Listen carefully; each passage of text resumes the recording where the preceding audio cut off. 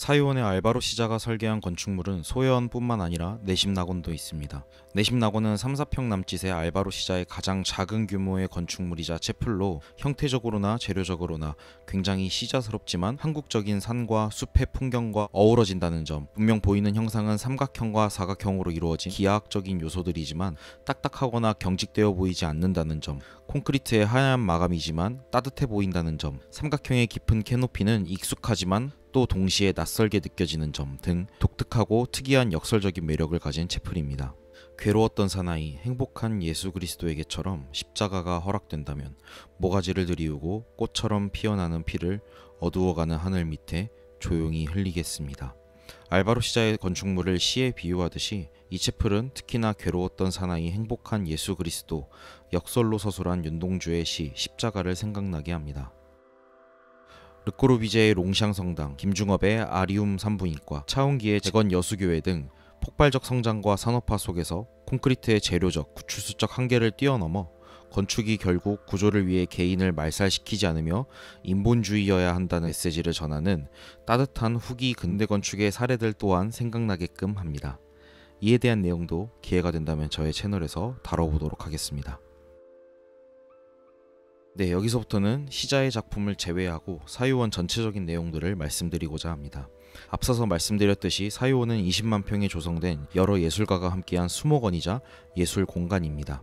대상지는 넓지만 산지여서 건축 설계뿐만 아니라 경사도나 지형에 따라 어느 곳에 어떠한 건축물을 놓아야 할지 배치적인 부분부터 땅과의 관계를 떼어서 생각할 수 없고, 단일 건축물만큼이나 사유원 수목원 단지의 전체적인 마스터 플랜이 굉장히 중요한 프로젝트입니다만, 각각의 건축물의 설계자는 있는 반면 마스터 플랜에 대한 설계자는 없거나 클라이언트 자체적일 확률이 높아 보입니다. 건축물 단일적인 부분을 본다면 자연적 지형과 풍경이 건축물과 함께 고려되고 하나가 된다는 점에서 랜드스케이프 아키텍처라고 할 만한 요소들이 많은데요. 땅과의 관계를 풀어내는 방법과 연출적인 측면에서 단순한 취향 차이를 넘어 질적인 차이가 극심합니다. 소요어는 느낌표의 연속들이지만 다른 작품들은 물음표의 연속이 많은 느낌이죠. 동선을 베베 꼬기는 했는데 내가 여기를 왜 올라가야 하는지, 시퀀스가 변할 때마다 극적인 반전과 감동이 절대로 나쁘다는 것은 아닌데 비교군이 소여원이다 보니 참 어쩔 수가 없는 것 같습니다. 승효상의 손을 본딴 조형물과 얼굴 사진은 왜 갖다 놓은 건지 그 정도는 아니지 않나 싶습니다. 확실히 내셔널과 인터내셔널의 차이를 알 수 있는 부분이었습니다.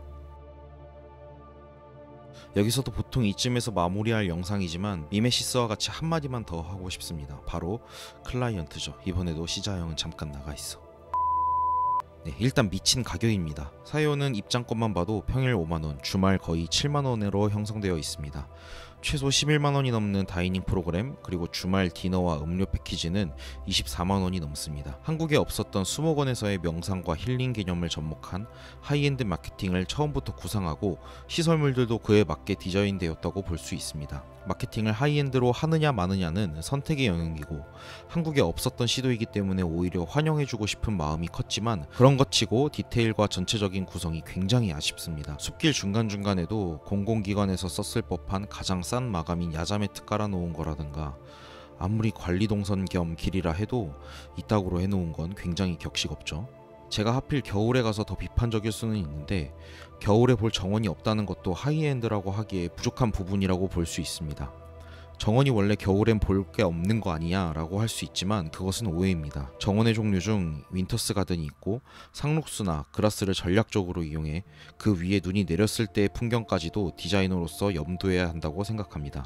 적어도 하이엔드 수목원으로 돈을 벌어 먹으려면 말이죠. 가장 메인으로 삼는 모가나무가 있는 정원이 겨울에 가면 초라해 보일 정도로 겨울에 대한 대비가 없다면 가격을 다르게 받던가 그냥 아무 생각 없이 이건 무조건 비싸게 받아야 해 하고, 또 사람들은 여긴 비싸니까 다른가 봐 하고, 또 뭔가 안 가면 안 될 것 같은 숭배의 대상이 되어버리고 개인적으로는 좀 불편하게 느껴졌습니다. 본래의 목적을 잃어버리고 광기로 가는 대한민국 자본주의를 아주 잘 보여주는 느낌입니다. 그리고 제가 갔을 때 먼 걸음 하는데 내신낙원, 소대 못 보는 상황이면 그런대로 대책을 강구했어야 하는데 참 아쉽습니다. 겨울이라 추운이 마련해 놓은 게 핫팩과 초코바, 딱 해놓고 욕먹기 좋은 사례라고 볼 수 있죠. 그리고 하이엔드 수목원이라면 길이 단순히 다음 파빌리온으로 가는 통로가 아니라 그 중간중간 머무르고 싶게끔 만들거나 그곳에서의 풍경이 특별하게 느껴져야 하는데 그런 고려도 전혀 없었습니다. 그래서 길이 굉장히 길고 지루하게 느껴집니다. 대규모 수목원 단지로서 앞서 언급했듯이 마스터 플랜이 단일 건축물 설계만큼이나 중요한데 마스터 플랜 설계자가 없다거나 클라이언트 자체일 것이라고 추측하게 되는 부분도 바로 부족한 구성의 짜임새 때문입니다. 비하의 의미는 전혀 없습니다만 구성적인 측면에서 화담숲보다 못합니다.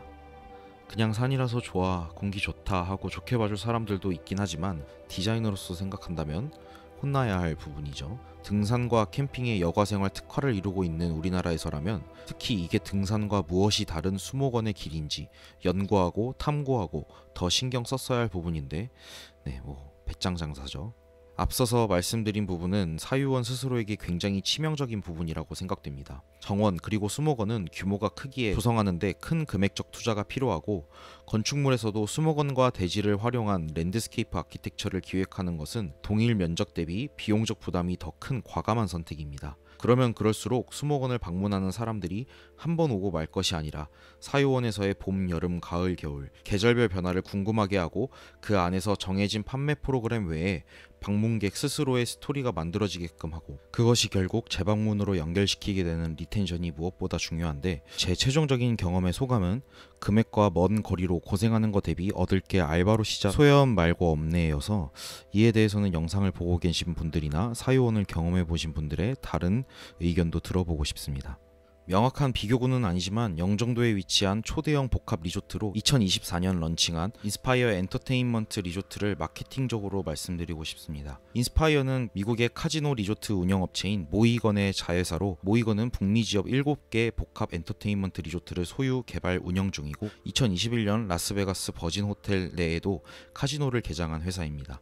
인스파이어 엔터테인먼트 리조트도 무슨 라스베가스에 있을 법한 어트랙션으로 국내를 넘어 동북아에는 없던 규모와 프로그램으로 런칭하였습니다. 적어도 국내, 나아가 동북아에 없던 것을 런칭하고자 한다면 그곳에서 하루를 묵는 사람이든 한 달을 묵는 사람이든 커피 한 잔만 하러 온 사람이든 식사만 한 끼 하러 온 사람이든 각각의 상황마다 즐기고 향유할 수 있게 복합적이고 다양한 수익 구조와 프로그램이 전략적이고 치밀하게 짜여야 합니다. 그것이 곧 고부가가치를 창출하는 소비로 이어지게 하는 필수적인 요소라고 생각하기 때문입니다.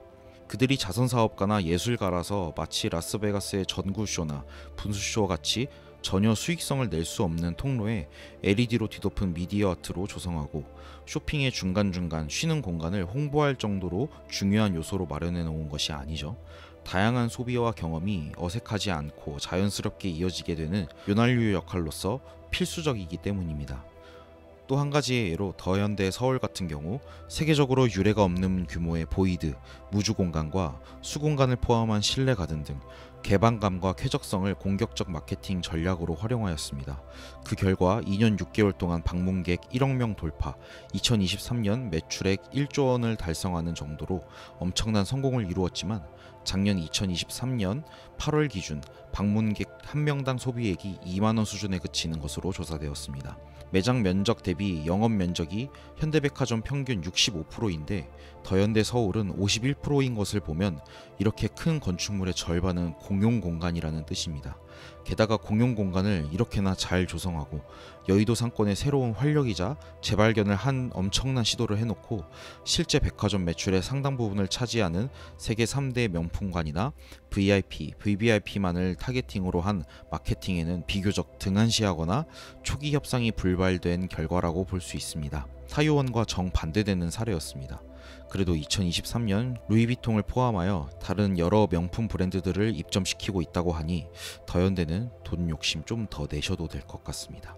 여태까지 한국에 없었던 하이엔드 수목원인데 너무 깐깐하게 보는 거 아닌가 싶을 수 있습니다만 우리나라에 많은 리조트가 있지만 새로운 개념의 초대형 복합 리조트인 인스파이어를 런칭하며 여러 전략적인 준비를 한 것처럼 우리나라에 수목원은 많이 있지만 기존에 없었던 명상과 힐링, 체험형 컨셉의 하이엔드 수목원을 런칭할 것이었으면 서비스나 프로그램, 나아가 숲길을 걷는 중간중간의 디테일한 부분에 대한 고민도 훨씬 더 깊게 했어야 한다는 것이 개인적인 아쉬움입니다. 아쉬운 점입니다. 최종적으로 타지로의 여행 경로에 사유원이 비교적 가깝게 겹칠 수 있다면 알바로 시자 작품을 보러 한 번 정도는 가보시고 수목원으로서는 추천드리기 어렵다는 게 결론입니다. 이것으로 사유원 및 알바로 시자의 작품에 대한 리뷰를 마치도록 하겠습니다.